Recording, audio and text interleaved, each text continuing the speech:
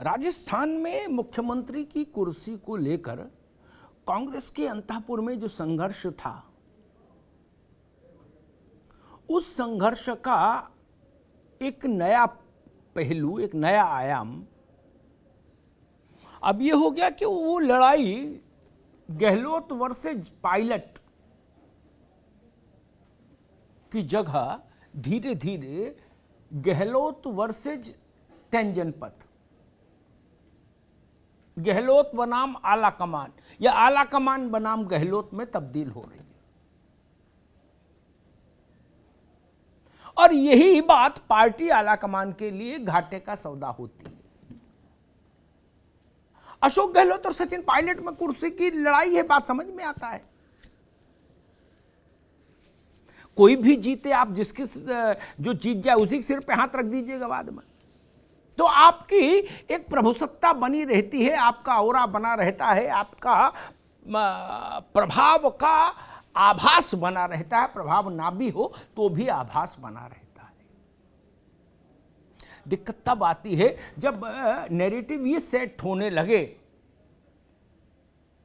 कि आला कमान वर्सेस गहलोत या गहलोत वर्सेस आला कमान हो गया, और राजस्थान में वही हो रहा है इस वक्त। आप सोचिए इस परिणाम में अगर गहलोत कंटिन्यू कर जाते हैं चीफ मिनिस्टर के तौर पर, एक साल चुनाव ही है फिर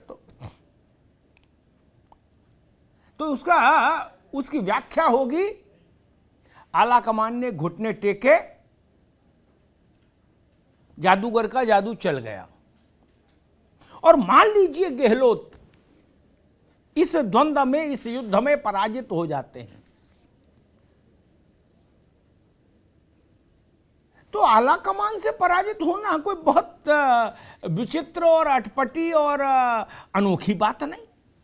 आला कमान तब इसकी ये व्याख्या। इसलिए जो आला कमान की जो कमान है वो दांव पर लग गई। इसीलिए मैंने कहा कि भाई जंग राजस्थान की और इम्तिहान में दिल्ली है। राजस्थान को जो लोग उसके राजनीतिक घटनाक्रमों को बहुत बारीकी से देखते हैं और अतीत के उदाहरणों को, घटनाक्रमों को ध्यान में रखते हैं, उनको पता होगा कि मोहनलाल सुखाड़िया हो, जगन्नाथ पहाड़िया रहे हो या हरदेव जोशी रहे हो, ये बड़े कद के लोग थे, बड़े नेता थे।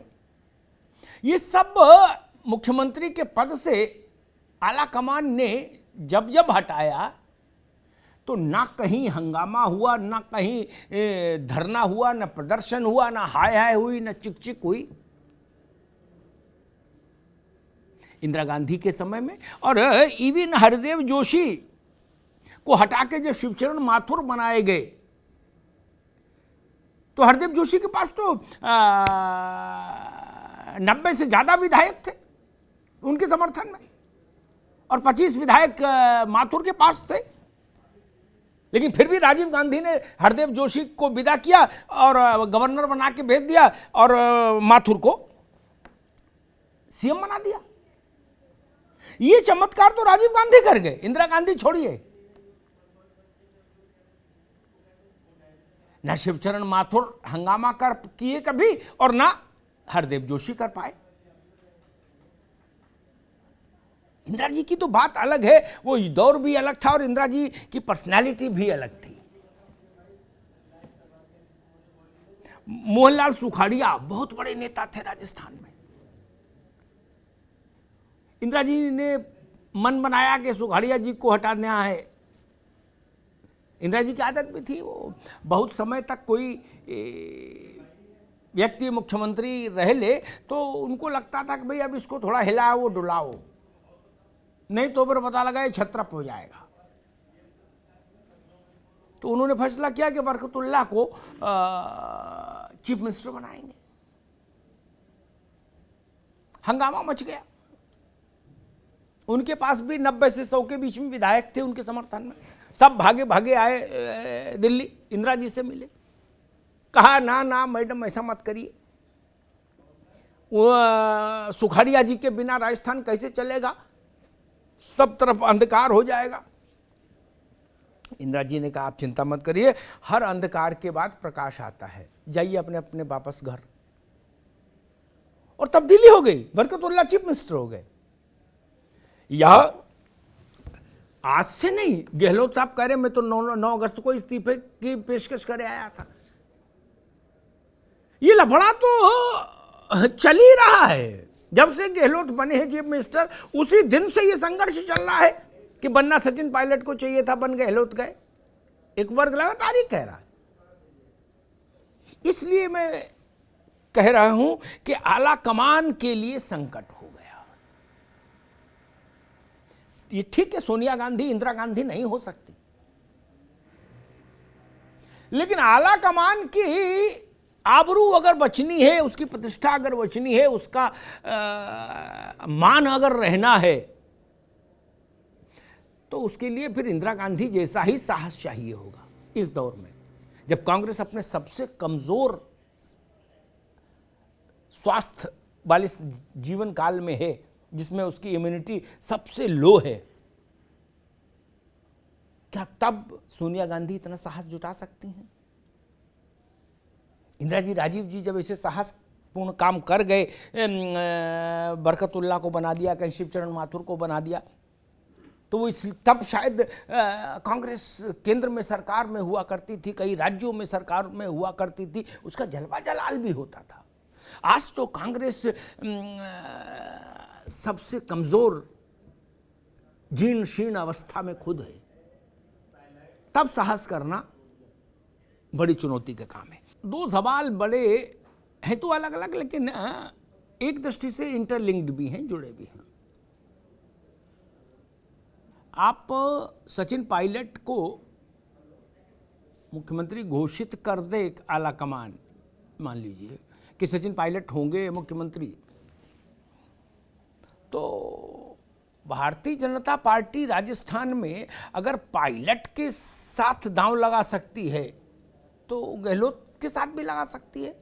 एक संभावना ये भी खुलती है, तो भगदड़ तो तब भी मच जाएगी। और एक दूसरी संभावना ये कि गहलोत के राष्ट्रीय अध्यक्ष पद में पर्चा न भरने की खबरों के बीच ए.के. एंटोनी से लेके और अंबिका सोनी तक आप किसी को आला कमान किसी पर भी हाथ रखे अध्यक्ष के लिए, इस बात की गारंटी आज के समय में कोई दे सकता है कि अध्यक्ष बनने के बाद वो आपके ताबेदार रहेंगे? क्योंकि जब आप खुद कमजोर हो जाते हैं तो लोग आपके ताबेदार नहीं रहते। ये लड़ाई गहलोत वर्सेस सचिन पायलट है या अब ये गहलोत वर्सेस आला कमान हो गई? ये तो आला कमान ही क्या होगा जी। हम तो एक शिक्षा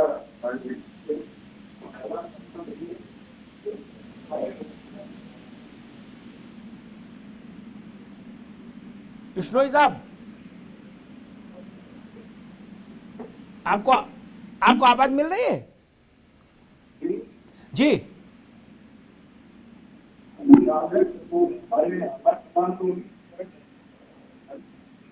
जरा देखिए भाई, बिश्नोई साहब की आवाज में कुछ दिक्कत है, एक बार जरा उसको क्लियर कराइए। श्याम सुंदर जी, मेरी समझ कहती है अब ये लड़ाई हो गई गहलोत बनाम दिल्ली। मैंने ये सोच समझ के कहा कि लड़ाई अब गहलोत वर्सेस आला कमान हो गई है।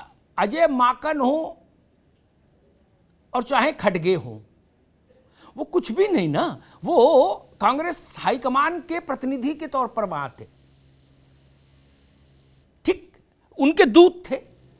दूत को अगर आप पटक लो तो मालिक को पटका माना जाता है, ये नियम है। मालिक से कोई हाथापाई थोड़ी ना होती है।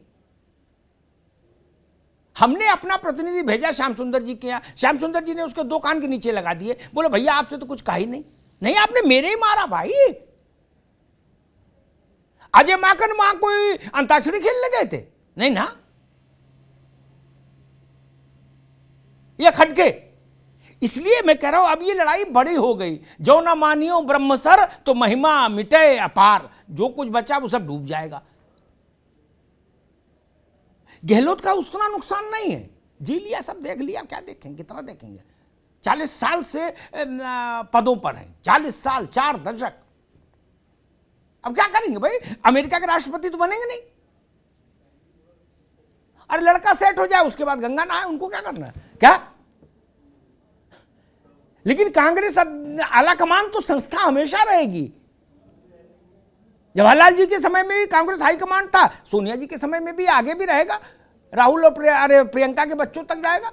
इसलिए मैं बात कर रहा हूं। रमेश पुरोहित जी, क्या ये लड़ाई अशोक गहलोत वर्सेस दिल्ली हो गई कांग्रेस में? क्योंकि उसका उदाहरण है मेरे पास, मोहनलाल सुखाड़िया हो, हरदेव जोशी हो, जगन्नाथ पहाड़िया हो, ये लोग एक सिंगल स्ट्राइक से हटा दिया है आला कमान ने।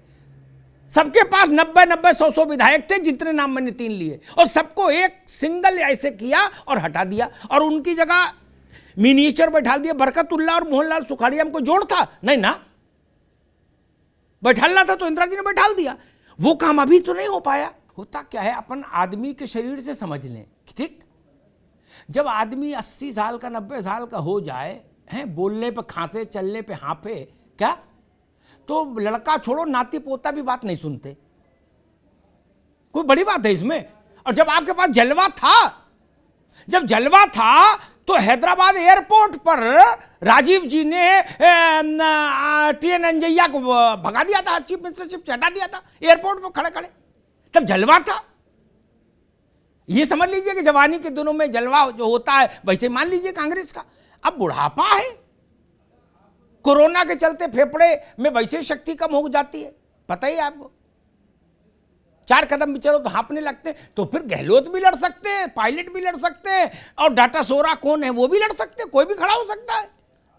क्या दिक्कत है? निमिषा गौड़, बीजेपी के एक उत्साही नेता ने एक टिप्पणी की, सचिन बाबू की एक फोटो लगाई, सचिन पायलट की, और उसके ऊपर लिखा, जब दिल न लगे दिलदार हमारी गली आ जाना।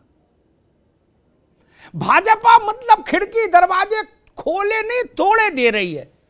बाहरी खटिया डाल ली, बोले भैया निकले तुरंत बुलाओ। नहीं, मैं देख रहा हूं, मैं देख रहा हूं राजेश पायलट का समय मैंने देखा। राजेश पायलट से लेके रमा पायलट और अब सचिन तक, उस पायलट परिवार में बीजेपी का दुलार जितना इस वक्त है, ऐसा कभी नहीं रहा। मतलब इस वक्त तो मैं बीजेपी जिस नेता से बात करता हूं, वो कहता भाई साहब, इतना तो कांग्रेसी नहीं बोले, वो कहता भाई साहब सचिन के साथ अन्याय हो रहा है। तो मैं कहता आपको काय को तकलीफ हो रही है? बोले नहीं देखिए, नहीं, सचिन के साथ अन्याय हो रहा है। कांग्रेसी नहीं कह रहे ऐसा ज्यादा, वो तो दूसरे ढंग की पॉलिटिकल बात। लेकिन बीजेपी जिससे भी बात करो, तो क्या सचिन पायलट के पास 2 ऑप्शन है कि आप बनाते हो तो बनाओ, नहीं तो फिर वो कही रहे, जब दिल ना लगे दिलदार हमारी गली आ जाना। वो गली की बाहरी खटिया डाले बैठे ही हैं, कोई दिक्कत नहीं। जब भी भाजपा के नेता सचिन के प्रति दुलार दिखाते हैं तो स्वाभाविक है उससे महारानी को असहजता होगी, ठीक? ये भी ध्यान रखना होगा। वो ही नेता दुलार दिखाते हैं जो चाहते हैं कि एक तीर से 2 शिकार हो जाए, महारानी भी इससे होता है। राजनीति तो मल्टी डायमेंशनल खेल है, ये एक कोण से नहीं देखी जाती। तो बोले सचिन को महान, जैसे होता है जब नौकरी के लिए अप्लाई करो तो लिखा होता है कि 2 जानने वालों के जो महत्वपूर्ण लोग हो उनके नाम नंबर लिखो जो आपके बारे में बता सके। तो अगर सचिन आज अप्लाई करते कहीं तो वो वाजपेयी के 2 नाम लिखते कि इनको टेलीफोन करके पूछना, रेफरेंस में बताएंगे कि हम कितने अच्छे नेता हैं। ये भी बड़ी बात है कि प्रमुख विपक्षी दल आपके प्रति इतना सम्मोहित हो जाए। लेकिन जो वसुंधरा जी के लॉयलिस्ट हैं वो लोग इसकी व्याख्या दूसरे ढंग से करते हैं, जो मैंने अभी जिसकी ओर इशारा किया, within the BJP. A K. Mishra ji, मूल प्रश्न मैं वहां पर खड़ा करता हूं कि क्या कांग्रेस आलाकमान अपने अब तक के जीवन काल में, right from Motilal Nehru ji to Sonia ji, सबसे असहाय स्थिति में है? वरना वो दौर इतिहास ने देखा है कि एयरपोर्ट पर खड़े होकर चीफ मिनिस्टर को भगा दिया। राहुल गांधी यात्रा कर रहे हैं, पिछले 4 दिन से यात्रा बिल्कुल फीकी हो गई, ऐसा लग रहा कि उजड़ गया सारा शामियाना। राजस्थान में जो कुश्ती चल रही है उसी की धूल उड़ रही है। अब बताओ, वो वहां मेहनत कर रहे हैं, पैदल चल रहे हैं, और इधर कुश्ती शुरू हो गई राजस्थान में। 5 तारीख को दशहरा आ रहा है, तब तक राजस्थान का मामला निपट जाएगा कि नहीं? क्योंकि दशहरा का दिन बड़ा खराब होता है। क्या आप देखते हो, युद्ध का समापन होना ही है दशहरा को। जब राम रावण युद्ध खत्म हो गया दशहरा को, तो ये क्या बेच रहा है युद्ध? उस दिन फैसला तो होना ही है। ऐसा कुछ नहीं हो, श्याम सुंदर जी, ऐसा कुछ नहीं होने वाला। ठीक है हीरालाल जी, कुछ नहीं होगा तो कथा करो सब लोग बैठ के। ये जो बातें होती हैं ना कि भाई आला कमान तो आला कमान है, कोई चीज स्थायी नहीं। ये ताजमहल थोड़ी ना कि शाहजहां के समय भी ताजमहल है, आज भी ताजमहल रहेगा। अरे वो काहे का कमान? कमान कोई ले गया, आला कोई ले गया, बचा क्या फिर? ये नहीं होता आला कमान। मैं एक उदाहरण दूं, इंदिरा गांधी को इमरजेंसी के बाद की स्थिति जब आई और वो चुनाव में जाने का मन बनाया उन्होंने, इंदिरा गांधी तो बहुत बड़ी नेता थी, तो कांग्रेस के जो पुराने घाट थे उन लोगों को लगा कि अब इंदिरा जा सकती है, वो भी जमीन को समझ रहे थे। जगजीवन बाबू कांग्रेस परिवार, इंदिरा परिवार के पुराने वफादार थे, नेहरू जी के पहली कैबिनेट से थे साथ। क्या उनके लिए बगल की कुर्सी खाली रखी, इंदिरा गांधी ने कैबिनेट बुलाई, कोई बैठने का आया, बोल रहा बाबूजी बैठेंगे। फिर थोड़ी देर बाद में आके उनको धवन ने कान में बताया कि बाबूजी वो बहुगुणा प्रेस कॉन्फ्रेंस कर रहे हैं आपके खिलाफ। क्या? और इंदिरा गांधी उनका इंतजार कर रही थी। आला कमान क्या होता है? वक्त वक्त की बात होती है पुरोहित जी, गलत कह रहा हूं? जैसे सचिन पायलट पहले चले गए थे 20 विधायकों को लेके मानेसर, है ना, तो मान लीजिए अभी गहलोत के खिलाफ फैसला आ जाए तो गहलोत के साथी भी जा सकते हैं मानेसर। मानेसर कौन दूर है? मानेसर से मतलब मानेसर जैसी जगह 25-30 विधायक निकल गए, तब क्या करेंगे? क्या बीजेपी दोनों ऑप्शन? अब ये मत कहिए कि नहीं हम लोग तो बिल्कुल साधु हैं, अखाड़े में रहते हैं। आप भी सियासत कर रहे हैं, ये भी सियासत कर रहे हैं। क्या बीजेपी दोनों ऑप्शन खोल के चल रही है कि भाई दोनों को तो खुश नहीं कर सकती कांग्रेस, कोई कला कर ले? एक तो दुखी होगा, जो दुखी होगा मुझसे कहेंगे आना मेरी गली, ऐसा कुछ खेल है। दिव्या मदेरणा का विषय इसलिए महत्वपूर्ण नहीं, उनके बयान कल से आ रहे, लेकिन मैंने उनके बयान को बहुत महत्वपूर्ण इसलिए नहीं माना क्योंकि मैं मदेरणा परिवार को व्यक्तिगत तौर पर जानता हूं। दिव्या के हृदय में एक कष्ट है, वो कष्ट के कारण जो भी वो बोल रहे वो वहां से बात है। दिव्या के इस लड़ाई से कोई लेना देना नहीं। जो उनके बाबा के साथ हुआ उसका मसला है, फिर वो पिता के साथ भी दूसरा कांड हो गया भंवरी देवी वाला, वो भी मामला फिर भैंस पानी में गई, इसलिए उसका कष्ट दूसरा है दिव्या का। और दिव्या मदेरणा की प्रतिक्रिया राजस्थान की राजनीति तय नहीं कर सकते ना अभी। A.K. मिश्रा जी, क्या स्थिति लग रही भैया? क्या आप निमिषा ठीक है, हमें जबरदस्ती ले गए ये लोग अंदर। अरे भाई साइन करवाए। अरे देखो एक मिनट निमिषा, एक बात हमेशा गांठ बांध लो, अभी आपको लंबी राजनीति करनी है, ठीक? जो पूरी पूरे संपूर्ण आत्मविश्वास के साथ जो 100% झूठ बोल सके वो राजनीति करता है, 99 वाला भी फेल हो जाता है। जो लोग 2-2, 3-3 बार से विधायक हैं, उनको समझने की कागज में क्या लिखा है? हिंदी में इस्तीफा था, अंग्रेजी में था क्या? बाहर आके अब सब बोल रहे हैं, लेकिन अभी सबको बुलवाने के बाद भी 6 ही लोग बोले हैं। दिन भर से कल से प्रयास हुआ, सब लोग लगे जितने लग सकते थे टेलीफोन से व्यक्तिगत, तब 6 आए दिव्या समेत। 90 में से 6 आए हैं अभी। मुझे नहीं पता बाद में 90 आ जाए, गुरमीत जी जैसा कह रहे हैं 90 वो वापस आ जाए, ठीक बात है, पार्टी है, लेकिन अभी 6 आए। और कोई पढ़ा लिखा विधायक अगर ये कहता जी हमसे तो जबरदस्ती दस्तखत करा लिए, कोई बात मान सकता, या कोई ये कहे कि हम तो जाने नहीं क्या है ये, नहीं। खाना पीना बाद में हुआ, पहले दस्तखत कराए गए। खाना पीना पहले हो जाता तो भी मैं समझ सकता था, पीना ज्यादा हो गया इसलिए नहीं समझ पाए। खाना पीना वहां धारीवाल जी ने बाद में रखा था, हालांकि हलवाई लगा था लेकिन वो बाद में था। ये बात परमानेंटली समझ लो भैया सब लोग। बीजेपी की क्या भूमिका देख रहे हैं आप राजस्थान में? चुनाव का इंतजार करें, एक विकल्प, इनको लड़ने दे। आप कांग्रेस सीधे तो नहीं खड़ी हो सकती राजस्थान में, चाहे गहलोत कंटिन्यू करें, चाहे सचिन बने, चाहे गिरे सरकार, चाहे जाए, चाहे जो हो, अब स्मूथ फंक्शनिंग नहीं हो सकती। तो क्या बीजेपी इस खेल में खुद उतरना चाहेगी अभी साल भर के लिए, सचिन पर हाथ रख के या गहलोत पर हाथ रख के, एक, या दूर रहेगी इस आग से, स्थितियों को और खराब होने देगी और कोशिश करेगी कि हम सीधे चुनाव में जाएं? बीजेपी के पास शायद 79 है एमएलए, अगर मैं सही याद कर रहा हूं, कितना है इतना भी। बीजेपी को पायलट हो या गहलोत, कितने विधायक चाहिए कि वैकल्पिक सरकार बीजेपी दे पाए? क्योंकि जब सचिन का मामला आया था तो कहा गया था 19 विधायक सचिन के साथ हैं मानेसर में, तो 19 पर बीजेपी ने दांव खेला था। क्या जोड़ घटाना बनता है असेंबली का? बीजेपी को आपकी दृष्टि में राजस्थान में बीजेपी को क्या सूट कर सकता है? इस लड़ाई से अपने को बिल्कुल दूर रहें, दोनों निपटो, जनता के बीच में जाओ, जो करना है करो, वो आप उनका सिर फोड़ो, आप उनका सिर फोड़ो, हम दूर रहेंगे और दोनों की लानत करेंगे और चुनाव की तैयारी करेंगे। एक दूसरा, नहीं, हम दखल देंगे इस खेल में और भले ही 6 महीने के लिए सही कोई नया ऑल्टरनेटिव तैयार करेंगे। आपके हिसाब से क्या बीजेपी को सूट करेगा? यही भाषण हम पंजाब में सुनते थे, वहां जूतों में दाल बट गई। अब हमको समझा रहे हैं कि यार इसका कुछ नहीं होता, आला कमान है। वहां आला नहीं था, वहां कमान नहीं था। कैसी बात कर रहे हैं आप? आपको समझ ही नहीं।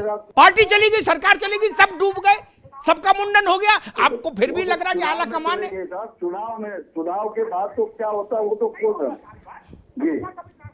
ठीक है। अगर कांग्रेस के साथ मुश्किल यही है, कांग्रेस के साथ मुश्किल यही है, जो ट्रेडिशनल कांग्रेस का आदमी है ना, कहता सब है भूमि गोपाल की है। जवाहरलाल जी हैं तो जवाहरलाल जिंदाबाद, इंदिरा जी जिंदाबाद, अब सोनिया जी जिंदाबाद, बोले सब हो जाएगा। अरे ये तो देख लो भैया, चुनाव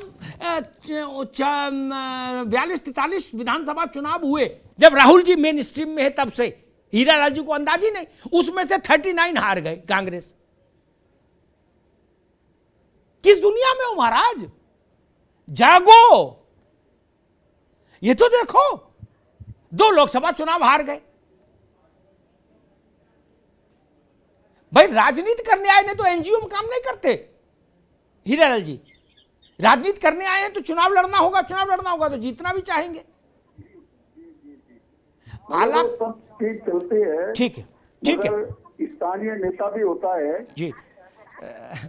मुश्किल यही है कि कांग्रेस में कभी कोई समाधान इसलिए नहीं हो पाया क्योंकि ये मानने कोई पुराना आदमी तैयार नहीं होता कि कांग्रेस में कोई समस्या है, तो समाधान कैसे हो?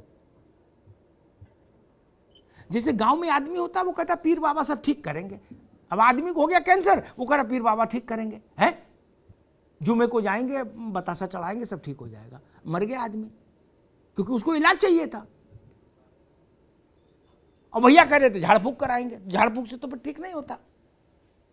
मुझे लगा दिक्कत यही है, कांग्रेस झाड़ फूक में यकीन कर रहा कांग्रेसी, वो कह रहे ना सोनिया जी कुछ वहां से मंत्र जाप करेंगी तो चीजें ठीक हो जाएंगी। इतना नहीं होता भाई। सचिन पायलट के प्रति बीजेपी की रैंक एंड फाइल में जो वोकल हमदर्दी दिख रही है, ये हमदर्दी दिल में भी रखी जा सकती थी। दिल में है कि नहीं है, कोई राजनीति में दिल का कोई खेल नहीं होता, दिमाग का होता, लेकिन वोकल सब में है। ऐसा दुलार टपक रहा है शहद की तरह।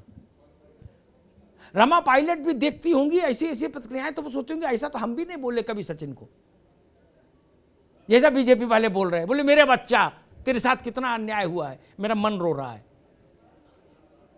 नहीं, एक सवाल बार बार उठता है, और केवल यही नहीं, अब बहुत सारे और प्रदेशों में भी जहां जनादेश थोड़ा बहुत ऐसा आता है, इस तरह का राजस्थान जैसा एक सवाल उठता है। मैं सोचता हूं उसका उत्तर जरूर होना चाहिए कि भाई फला ने मेहनत की और फला को बना दिया। ये बात आता है, बहुत सारे उदाहरण है, अब समय नहीं बात कह रहा हूं। कई बार, हर बार नहीं लेकिन कई बार ऐसा भी होता है कि जब फ्रैक्चर्ड मैंडेट आता है, यानी क्लियर कट मेजॉरिटी नहीं आती, तो आपको एक विशेष कौशल वाले व्यक्ति की जरूरत पड़ती है शासन चलाने के लिए। वो भैरव सिंह शेखावत ही हो सकते हैं,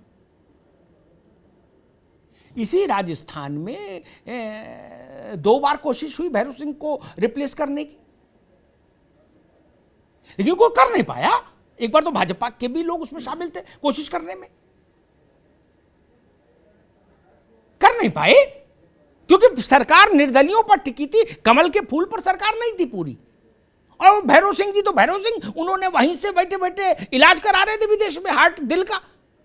इधर दिल खुला पड़ा, उधर उन्होंने चिट्ठी जारी करा दी कि भाई हमारी समर्थन भैरव सिंह को है, भाजपा को नहीं है, गलतफहमी मत रहना, भैरव सिंह हटाओगे तो हम विड्रॉ कर लेंगे। अडवाणी खेमा इधर शांत हो गया, बोले राम भजो, सरकार बचाओ। तो वहां भैरव सिंह ही काम करते, वहां राजेंद्र राठौर को बनाते तो शायद नहीं चलती ना सरकार। ये चतुर्वेदी जी थे, उनको बना देते तो नहीं चलती। मैं जानता नहीं, मैं उदाहरण दे रहा हूं, क्योंकि सरकार आपके भरोसे। वैसे ही इस बार की कांग्रेस की सरकार नहीं थी, आला कमान की सरकार तो नहीं थी। आप 3-13 करते, सरकार चली जाती। बीएसपी के लोगों को पार्टी में शामिल करा के, मर्ज करा के, और जो दुनिया का निर्दलीय तामझाम जोड़ना है, संयम लोड़ा, सब पूरा काम करना था। हो सकता है कि उस वक्त आला कमान को लगा हो कि गहलोत इस काम को बेहतर कर पाएंगे। और एक बात ध्यान रखिए, ऐसे प्रयोग वही लोग कर सकते हैं जो विनम्र हो, इजीली एक्सेसिबल हो,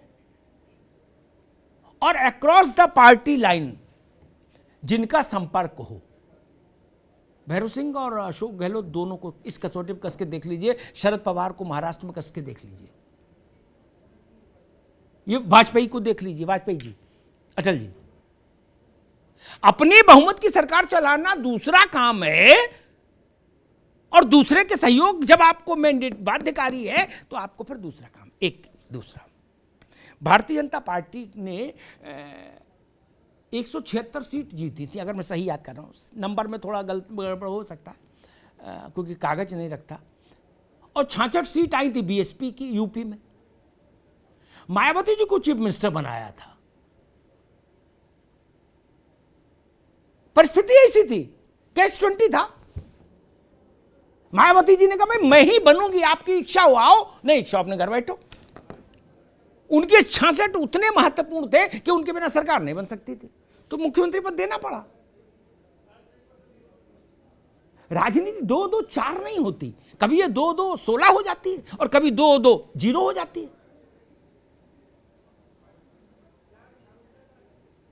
इसलिए इस बात को भी हमको ध्यान रखना चाहिए।